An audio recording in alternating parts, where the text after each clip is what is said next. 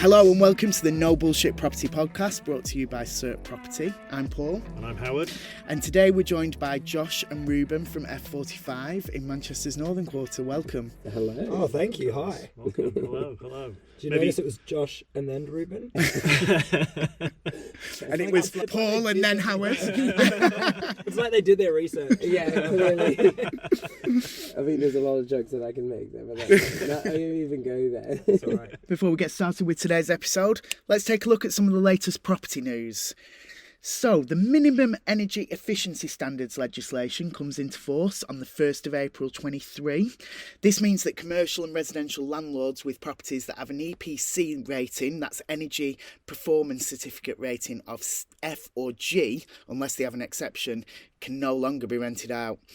Furthermore, going forward, the government are keen to change the minimum rating to C from 2025. So what does this mean? Well, should their properties not meet the eligibility criteria, landlords will have to carry out remedial works to make the properties more energy efficient and be able to let them out. The fear is that some landlords may not have the capital to do this and be forced to evict the tenants, whilst others might pass the cost on to the tenants through rents and service charges. As we've discussed a lot on this podcast, we're certainly seeing energy and efficiency and sustainability a key topic for people when they're looking at property. The top driver is obviously being to reduce electricity bills, but in the commercial sector, businesses are certainly looking at how landlords and buildings accommodate flexible and different working patterns. There's a call in the industry for the government to start incentivising energy updates, so it'll be interesting to see what happens after April the 1st. Whilst we're talking commercial property, Avison Young's latest Big 9 report, which analyses markets in the UK's 9 largest regional cities, found that Liverpool's take-up in Q4 last year exceeded the city's 10-year quarter average by 45%. Even better, CERT was a major contributor to this with our 54,000 square foot deal at Duke and Parr to Sony and Firesprite.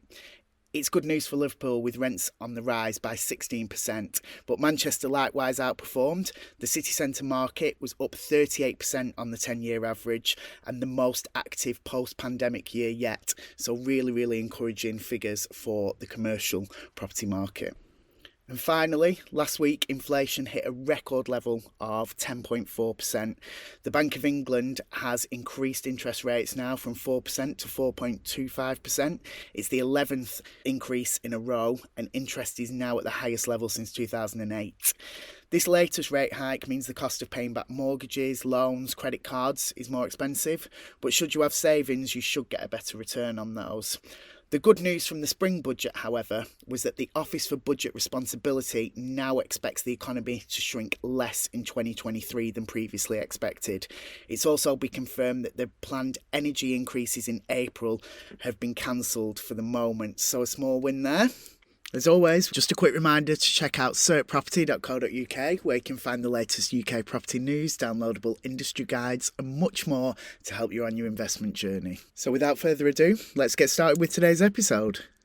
I think start off by saying what F45 actually is. So we own a little fitness studio it's not that little, in the Northern Quarter. F45 is a functional training fitness studio. It's a franchise. Started in Sydney and then made its way over to the UK, starting in London first, and it's really taken over London completely, and it's starting to take over the whole of the UK, really. It's quite global at this point. I think as it was hitting the UK market, it was also hitting the US market, and it's really blown up in the last 5 years. Ruben and I moved over to the UK 6 years ago with the intention of helping them expand the market in the UK. So Ruben was working with the first F45 studio in London. And first one. Yeah.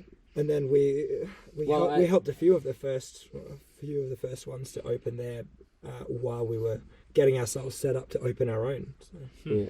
F45, the way the training works, for those that don't know, it's all functional training. So it's kind of like everyday movement translated into a gym environment, which keeps it quite healthy.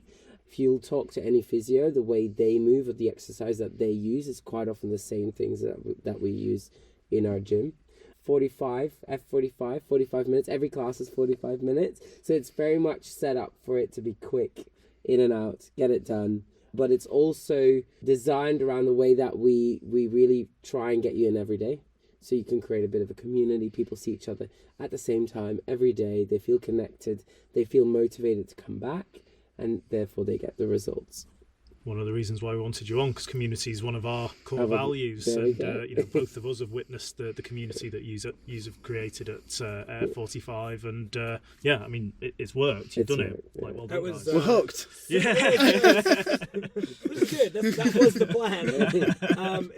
It works. Yeah. Literally, we just slipped something in your tea when you guys arrived. Same as what we do. Yeah. I'm impressed it still works. People still fall for it. It is actually quite funny. Like when you're not going, you do feel a bit bad. Like my other, like Becky this morning was like, "What?" I was like, "No, I needed I that." actually will send a message every week to people I haven't seen in more than 7 days, just to lay the guilt on people. And it's, The replies every time, people are like, I'm so sorry. I promise I'm so sorry I haven't been in. I've just been moving house and I've had a death in the family, and I'm like, guys, it's like, hey, but you better be in tomorrow. But community does work. Honestly, it's the way forward. It's the only thing that keeps people going at the moment, and especially in bigger cities where a lot of people can feel quite on their own. Mm-hmm. People move away from their families, from smaller towns. They move into a big city. They're on their own. They don't have many people around, and that's when you need that community to keep going. Yeah, because otherwise, you just. That was a pretty important pillar when we were identifying what we wanted our business to look like. I mean, community is a pillar of most F45s, but every community is different. And Ruben and I gave it a lot of thought. But at the end of the day, what we wanted was something that just felt supernatural and easy for us. So when people walk into the studio, we treat them like they're walking into our house. And genuine. I think, because there's a lot of people that try and create a community, but they really don't hit if it doesn't come, if it's not genuine, or, we put a lot of time into creating the community. We're there all the time. We're there doing the socials. We're going on hikes with our members. We're doing that us, you can try and create that community and just put, a coach there and say, okay, now you're going to have to go and do that. That doesn't always work because it's not we've as seen genuine. a lot of F45s that have tried to do that. They all want to hit that pillar of community, but what's really fascinating, and probably the pandemic has shone a much brighter light on it, on which studios were hitting that community target better than others, because there's pre-pandemic, I don't think there was such thing as an F45 studio closing down. It was a surefire thing anywhere that it opened, but post-pandemic, there's been quite a lot of closures, and more often than not, it's the ones that haven't been so switched on with giving back into their community and making that a self-generating. Yeah, and they were relying system, on the brand. Other than their own input, really. There's only so much relying on a brand or a franchise can get you. You have to see what you add to the equation and roll with that. Yeah. Well, you said there about authentic being important to create a community. It's got to be genuine. Really? And a brand can take you so far, but you've got to be the ones that are stitching that community together, and each community is different, as you say. It's interesting to hear, like, we have a few people on here talking about community with Feel Good Club on and Arts Bar, and people from different industries who are all trying to do the same thing, and you hear the same things again and again, that it's got to be authentic. You can't force a community together. Yeah, and they have to come for you. They come for you as a person, as an individual, or as a couple, and you have to rely on that. Really push that. Yeah. Doesn't hurt that we make an effort to remember people's names either. Yeah, true. So, tell us a bit about your journey, and obviously you talked about being in London then. How have you found yourselves in Manchester? God, it's a bit of a long one. So basically, we met in Sydney, ended up living there. Josh was working in TV, I was working as a performer, and like every other performer, I needed a side hustle because performing doesn't really pay the bills. So It's not your performing. I know. Performing in what way? Well, I used to work for Cirque du Soleil, and so when I met him, I took a break from that. Okay. And I was just going to freelance for a bit and go for smaller gigs. But Sydney didn't have that much on offer, so I started PTing, and that's how I ended up finding my way at F45. And I started working at one of the first F45 studios in Sydney, which is one of the bigger ones at the moment, and I loved it straight away. But Ruben was obsessed, actually. Yeah. I didn't get it because F45 at that, I mean, it's probably still does, but at that point it very much had cult status. Like you either went and you told everybody that you went, or you didn't go and you refused to join the cult. Because it's a cult. Yeah. And like, so before Ruben had even started, I had a few friends who went religiously and they were like, oh, you need to come with me. You have to come with me. And I was adamant that wasn't going to happen. And then when you started working for them, I'm like, I'm going to have to give in at some point. So I think I acquiesced like a month in or 2 months in after you'd been asking a lot. I came to my first class. I was like, oh yeah, it's all right. Made me come to a second class, and after that I think I was hooked. And then shortly after that, I was still chasing that dream of wanting to be a performer. So in my eyes, Sydney wasn't the right place for me, and it was going to be either New York or London. Yeah. And because Josh was working in TV, it was very much easy for us to be like, okay, let's go to London. He can work for the BBC, I can perform, and done. But, and there's the F45 there. And there's there was one F45, so I helped them set that up. So we moved over, helped them with the F45. Didn't get many gigs, as musical theatre is not my thing. I come from a circus background. So I ended up working more and more in an F45 studio. I had a little break there, though, where I went back to China, replacing someone that had broken their foot in a Cirque du Soleil show. Meanwhile, we had started the idea playing with the idea of opening our own F45 studio, because I'd worked in a couple now and I realized that I think I can do this on my own. You're also just getting frustrated with the way other people operated, and there's only so much feedback you can give someone to how they run their business before you realize you should probably be doing it yourself. Yeah. So while I was while I'd gone back to China, I take lots of feedback.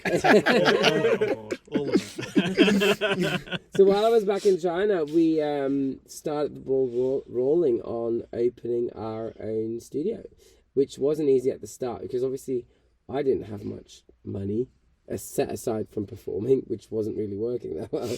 Josh was, working in TV, wasn't really, we don't come from that much money, so we. Also, it was a completely new field of experience for us, opening a business, what that entails. We signed up for a franchise, and I think as we were signing up, we thought that certain things would be easier for us or maybe laid out for us, because in some franchise models they would be.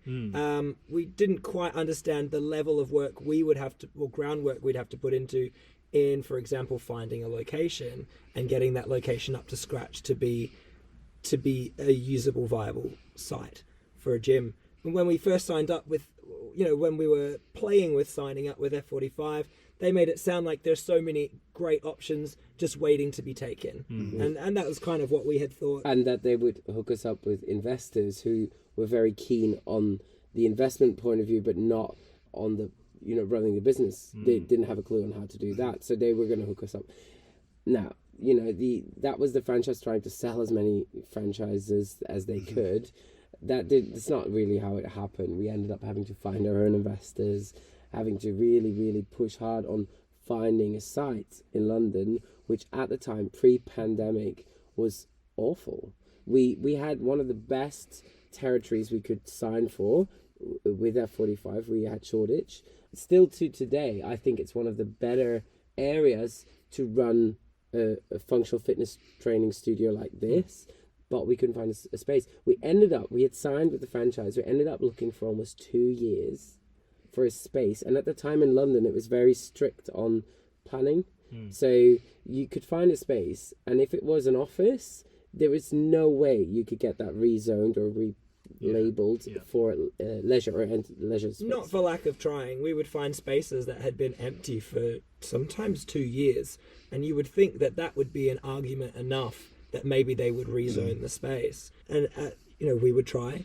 It's sometimes a 6-month process, and you've got to put money into planning applications or paying a professional to do the planning application, hoping that will get it over the line better than if you had tried yourself. More often than not, the onus was on you to do that rather than on the real estate companies that were trying to sell the space. I don't know what it's like here, but that's quite a lot of pressure and quite a lot of money. Meanwhile, and time, because you have to wait 8 weeks each time you put an application in.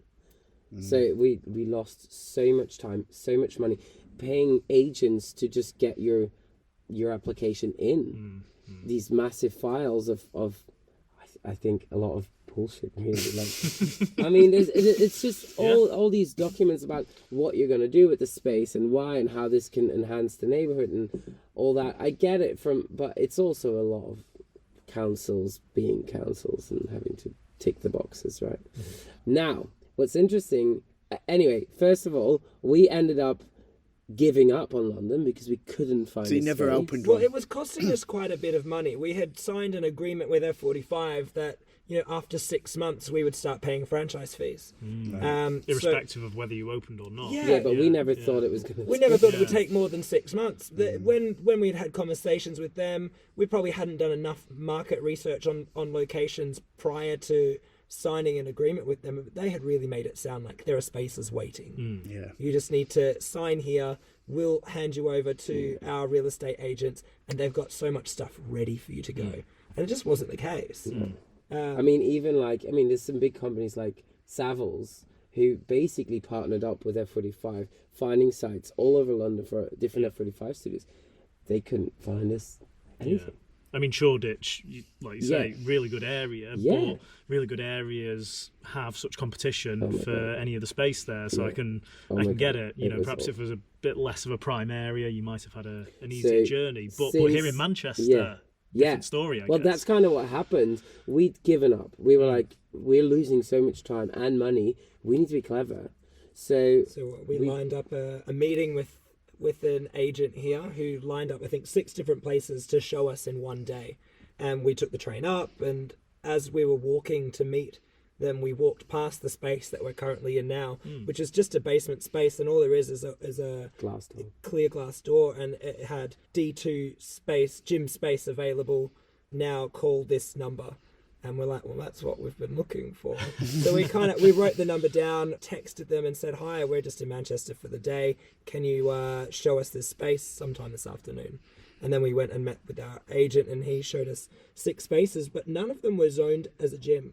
There was deals to be done. They're like, we're very sure that we can get this across the line. This one's already in planning. That one's in planning. But you know, this one's a 6-month process. That one's an 8-month process. And we were like, I mean, we were committed to doing that if there was no other journey. But compared to London, it wasn't as much of a hassle to get anything re-planned or rezoned, rather than in London, it was just taking so long. There was also like landlords who are willing to take on the cost of you know, having the change of use put in, and you know, there were some landlords that were willing to install the shower system and do half of the fit out in that regard, which would have saved us a lot of money. There was already so many different options on the table than anything that we were presented in London. It was more of, I guess, a renter's market when we first arrived, which was quite useful. But then we found the space that we're in now, and although they weren't offering any perks, it's a good space. And there was no wait. Like, comparing it to pricing in London, we just had those little emoji love heart eyes straight away, because it was immediately so much cheaper than anything we'd been quoting. In hindsight, it's still quite high. But we just signed. We're like, yes.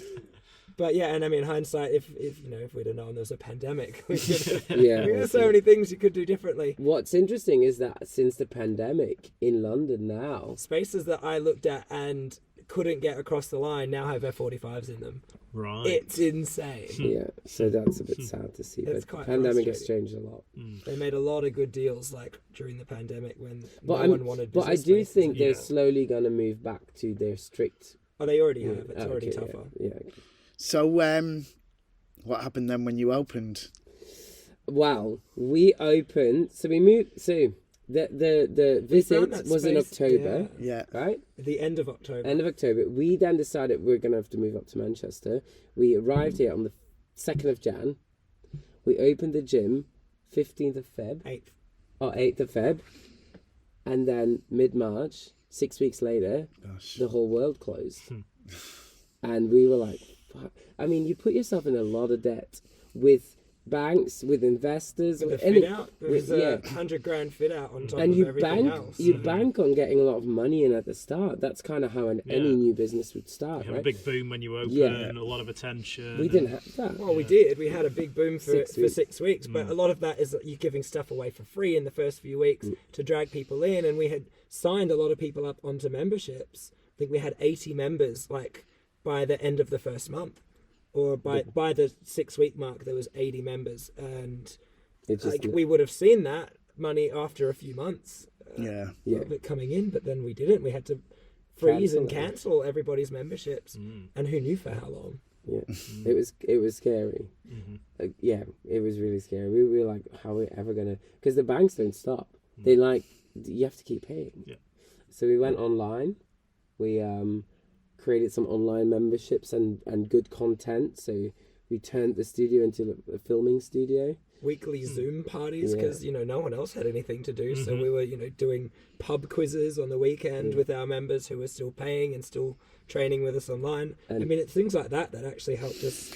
Do you think build that community? I was going to say, do you think that benefited you long term? Did those people stay with you? Well, yeah. If you look at it, there is a lot of people that are, F45 has always said our life cycle of a member is about 9 to 12 months, and then they move on. We've got people that have been there since the start, and then obviously went through the whole lockdown process with us, where we did the Zoom workouts, and then there was a while where we did workouts on the square and ancoats. But they were there every time. So maybe that's why they feel so much more connected, because they've seen the struggle.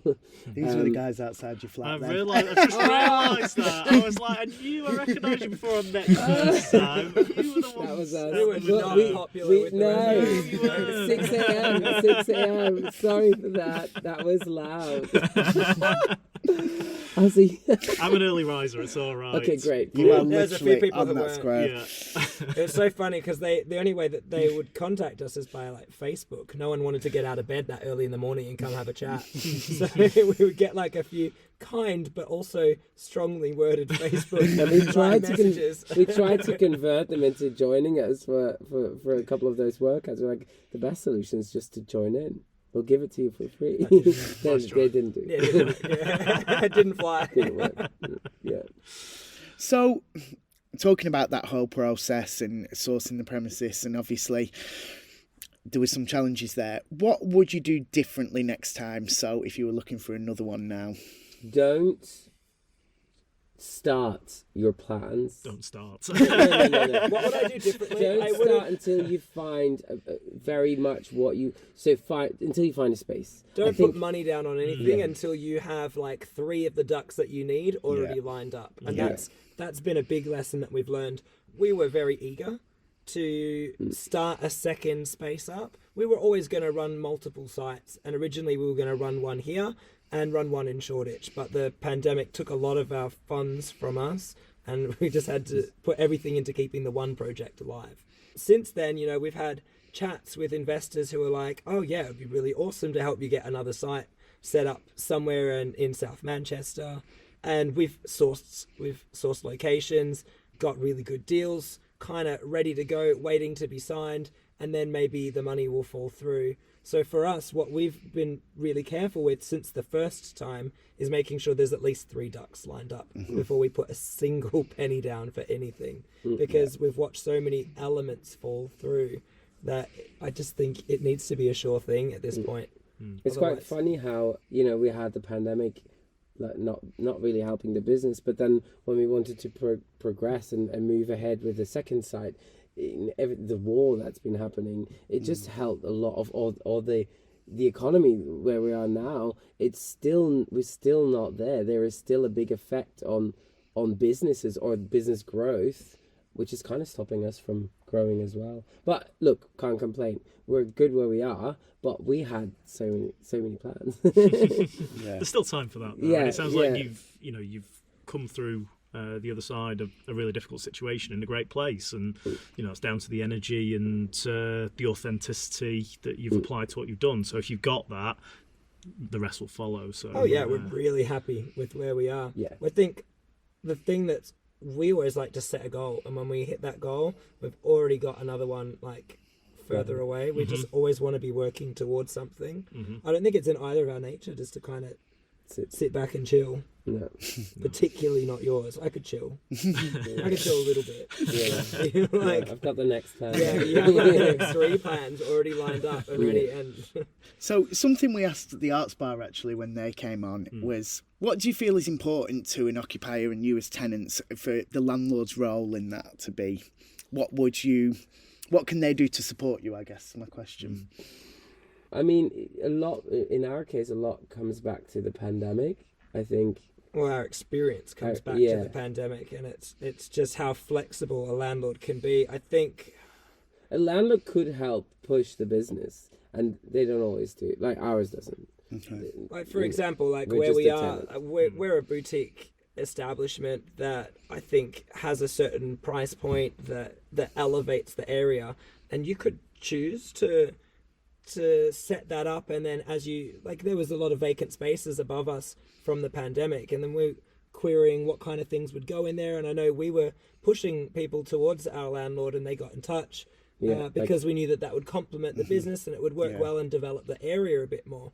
But what we noticed particularly with our landlord is he wasn't so interested in developing the area and picking and choosing, what would go in those spaces. It's just whoever would offer him the most money. Yeah. And in my eyes, there's no foresight or there's no overview of what you're developing in that area. Then you're just filling a space with some money. But I think it's about curating a community, isn't it? Yeah. And something that was really important to us in Hilton House and in our assets in Liverpool and things we're doing in the future, was finding Feel Good Club and what tenants would complement them. And that is it. Like you see that in some parts of Manchester, where there's no cohesion between the different businesses in an area, and there should be, or they could do even better.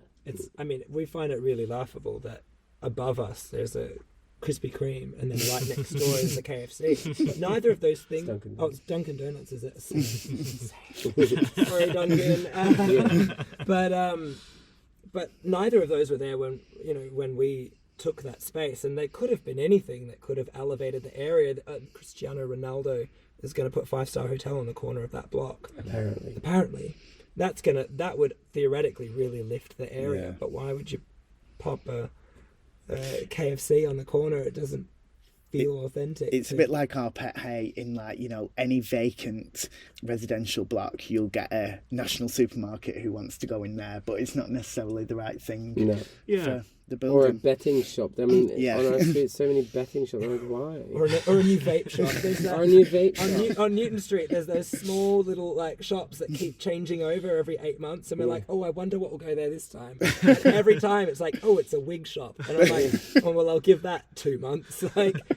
Different landlords have different motivations, Yeah. and I think it also depends as well, like where you are, there's a lot of different landlords on the same street, and therefore no one's got enough of an interest in curating a community on that street because their slice of it is only marginal, so they're interested in maximising their rental return. But a landowner who's got a wider ownership can curate, and I think that's why Ancoats works so well. It's just fascinating, because that's what I was going to lead into. We had chats with someone who was developing in Ancoats, and they really wanted us to put a gym space underneath where Second City is now. We had conversations about that with them, but we didn't like the idea of competing one boutique gym space so close to another boutique gym space. That didn't work for us.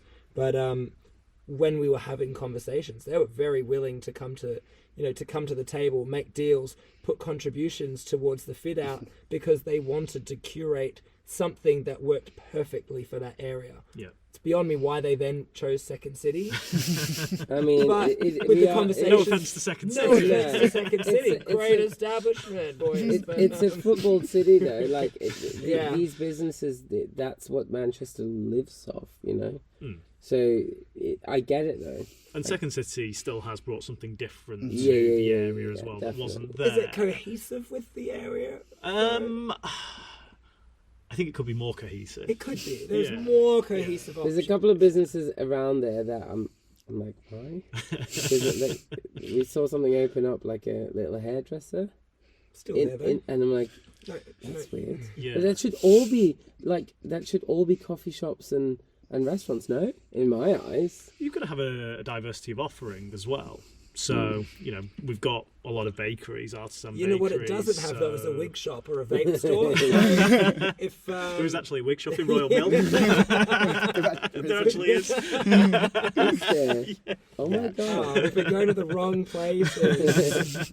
Not that you need one anyway. No, you can be sometimes you want to donating. upgrade your weed.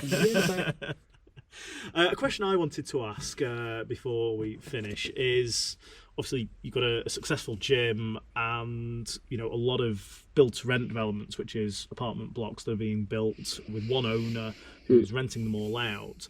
A lot of build to rent developments are now incorporating facilities such as gyms and other things like co-working spaces, residence lounge, cinema rooms. Now you're in a location where there's quite a few of those developments nearby.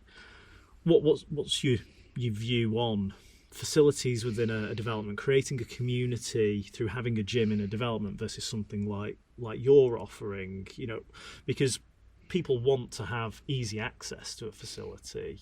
Yes. If you've got it in your building, that's the easiest access you can possibly get. But can that be an effective way of creating community? Because a lot of developers go, we need to put those facilities in there, and then hey presto, we've got a community. Yeah, so I think a lot of people jump the gun a little bit, or just think by putting it in the bottom of a building, they've dotted the I's, crossed the T's, check, done. I think it requires a little bit more effort than just putting a gym in a building. I think It's interesting if you want specific examples. I like where I think they were heading more in the right direction with lifestyle fitness and Vibe. Well, maybe not with Vibe, but with that building on the corner of Great Ancoat Street, Anco & Co. Yeah. Anco & Co, which I think they've done a good job there. Well, it looks nice. Partnering up with an established gym brand that offers everyone in that building a free membership to that space. Yeah. But they've got someone who's coordinating that space, who can work towards developing that community. You can't just open a space and hope that a community will happen there. It needs more. Yeah. It needs someone whose task it is to gear it in that direction. That starts with a person and it trickles down. Or you put a studio there that's something like what we do, that basically runs off a community. Whoever lives in that building joins, gets to know people from their building, and they're part of the whole community all of a sudden. But I mean, it's not as cheap as just putting a gym in. Yeah. And I think that's the trade-off. And one of the other trade-offs is, some people might value having a gym in their building, and they know that, well, it's private. There's not going to be members of the public coming in there, and perhaps there's a sense of security with that. Yeah, maybe, but the problem is then you only have your building. And then also, if you enjoy going to a gym, you're going to want a gym where they've really spent a bit of extra time kitting it out and making it a little bit more usable. You'll find those small private gyms have got very little of anything that you want when you're looking for a workout, or if that's something that interests you. Like, we've stayed in lots of hotels that have the bare minimum, and we'll try out the hotel gym, and if I had to use that every day, that would be But also, I just miserable. feel so lonely because I would only see people that live in my building. That's me being very sociable. But you know what I mean? Like, I would see, like, there can be a connection between seeing a lot of people from your building because it's just underneath your building, but also other people that are part of that community. I think that's because how many people can literally live in a building? That's not that many, and that then train at the same time that you're going to bump into. I think there's more people that want to feel the connection than want to be on their own in the gym. Yeah, I think for me, there's no right or wrong in it, but the gym within the building is inward looking as a community, and communities aren't inward looking. Like, communities are multi-layered. So you might have a community that's formed within your building, but then you might have your community that's formed at F45, or you might have your community that's formed at work, and having these different layers, ultimately creates an overall neighbourhood community. Yeah, definitely. And that's how you create a neighbourhood. You can't have an insular inward looking if it's a building. You want to interact with the wider community that you're part of as well. Exactly. That's why I love the idea of a building that's got a little cute coffee shop down the bottom. Maybe it has a gym that other people can access, but maybe it has a shared working space. Like, Yeah. There's a lot that are heading in the right direction. Yeah. There's a lot that are just Ticking a box. ticking a box. Yes. So we need you guys helping us inform our decisions on our next buildings. I mean, basically, where I was leading to, Yeah. you guys are going into our next building. You're going That's into what's our next happening. building. Alright, Yeah. let's do it. Let's do it. So that brings me nicely to what's next for you. What's Going into our next building. Yes. Done. Look, we're not done yet. I think I think we want to look at. There's different options. It just depends on what crosses our path. We're very happy with what's happening here at the studio on Piccadilly. And we're keeping a very open mind on the next on That the next project. that still needs to grow. I'm happy to do another project on the side. Far future, we're looking at Spain. We want to do something where you mix traveling with training. We've got little fitness retreats that we organise through the gym as well, and we want to develop that more in the far future. But we're not there yet. So let's see. Let's see what crosses Like I our said, path. three ideas already ahead. Yeah, exactly. Yeah. Great. Well, thank you both. It's been a pleasure You're having you welcome. on. The energy's been fantastic. I think I've stolen that line from one of your emails that Yeah. I got from you. Love that. Well done. Well done. You see, I didn't prep for this. You did. But thank you. It's been a Thank pleasure. you. Thank you, boys. Thanks for tuning in to episode 11 of the No Bullshit Property Podcast. As always, if you like today's episode, let us know on Instagram, send us a DM. Our handle is @cert_property. And let us know what you'd like to see in future episodes. You can also find out the latest UK property news, downloadable industry guides, and much more to help you on your investment journey at certproperty.co.uk. And we've got one ask: please subscribe to us wherever you listen to your podcasts and give us a rating. Let us know what you think. Until next time.